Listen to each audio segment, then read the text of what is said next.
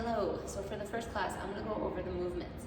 In the warm-up, we're gonna have 4 movements, and then in our strength effort, we're gonna have 3 movements, and then we have a bit of a cardio effort. So the warm-up is gonna be a little longer today. This is kind of a nice prep and connection piece. So we are gonna do 3 full sets through 4 movements. The first one is gonna be a dead bug. Please watch the video that is on there. It's gonna go over all the bracing and positioning for you. You really wanna exhale as arm and leg are going away. If you feel like that is too much, then just do one leg at a time or one arm or have one leg down. So what that means is if this 90-90 position is too much, to drop one leg, have one leg down and do one leg at a time. And then you can brace a little better, pay attention, and it'll be a smidge easier. So there are ways to adapt that, but focus on breath and connection for that. Then we're gonna go into side bridge, 20 to 30 seconds. Side bridge, you're gonna place your arm down, knees bent, actively pulling the elbow towards the hip so you feel through here, okay? Start here, we don't need to do legs extended. We're starting with connecting. You may do 10 seconds and that may be enough, and that is okay. For dead bugs, if you are pregnant, instead of dead bugs, I had my substitution for you. I will check, but there is a sub in your personal profile for the dead bug, okay? Which I believe it was a goblet march. You're gonna hold a goblet here, dumbbell, and march and focus on balance without setting into the hip. You're gonna be tall through that hip and perform a march. That was it. Then we're gonna do a mini band walk. So you're gonna grab this mini band, you're gonna place it, I like to go around the front of the foot, and you're gonna be hips width apart. You wanna maintain tension in the band the whole time. Inhale on the exhale, go out. Again, this is all timing and connection. Each exhale with the push out. You're gonna do 10 to the right, 10 to the left. Note which side maybe feels a little harder or more challenging. Then we're gonna do a banded good morning. So you're gonna grab a longer band if you have one. If you're doing this one at home, it's gonna go around the shoulders, and then you're going to step on said band, okay? And you're going to inhale, connect feet with the floor, go down into a hinge. On the exhale, press through the feet, and come up to a standing position. We just want to make sure we don't over-tuck in this position. And by over-tucking, I mean driving the hips forward. We want to land in neutral alignment. Okay, we're going to do 10 of those. The goal here is to feel those hamstrings and glutes before you even come up, okay? So really focus again on connection. Even as you come up to the top, bracing a little here. When we're breathing, because you're going to miss this first class, you want to focus on breathing into the rib cage. So expanding out. If you put your hands on your back, on the upper part of the rib cage. Inhale into the hands and then exhale, kind of zipping up your jacket, okay? You can also do that with a band. Sometimes putting a band around the rib cage. You're gonna breathe into that band, or you can use a belt at home. So you're gonna breathe into that and then exhale. On the exhale, feeling that little zip up.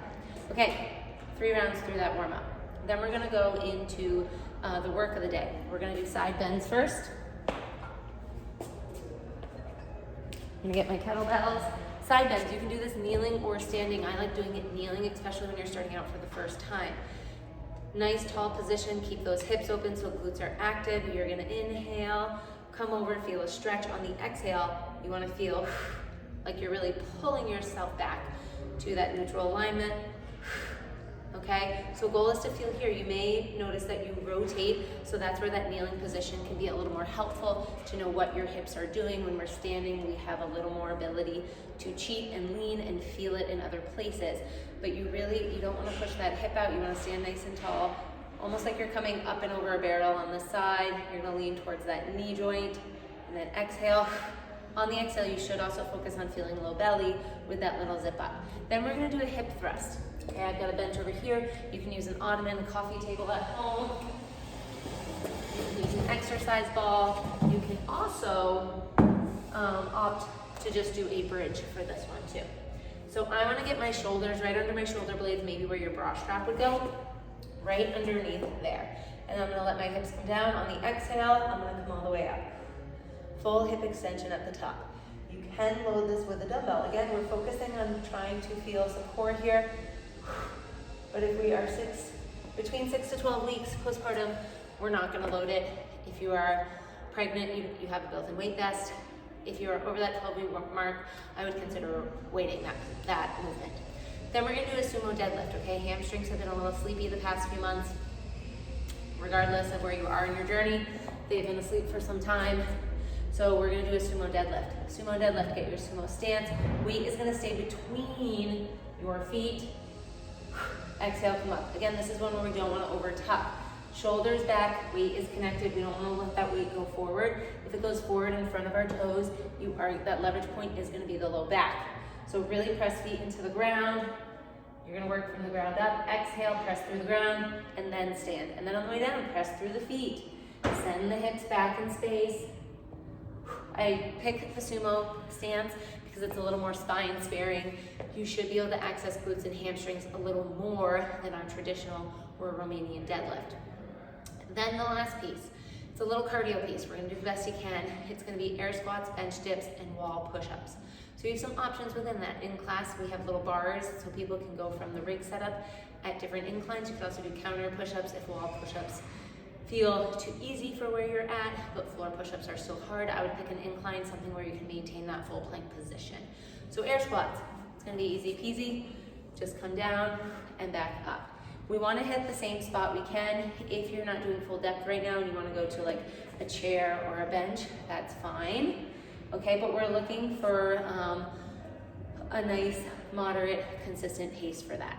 Then for your bench dips, if you have, again, coffee table or something at home, knees bent, legs can also be extended, chest is open, elbows go back, and then you're coming up.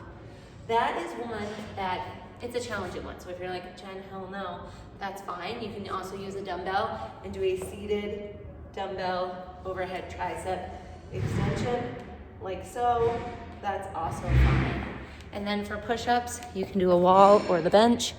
Okay, if you're gonna do the wall, set up like so, in a plank position, sorry. All right, right here. Okay, you're gonna come down and come up. Same on the counter.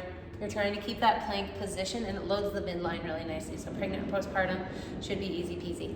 Fun.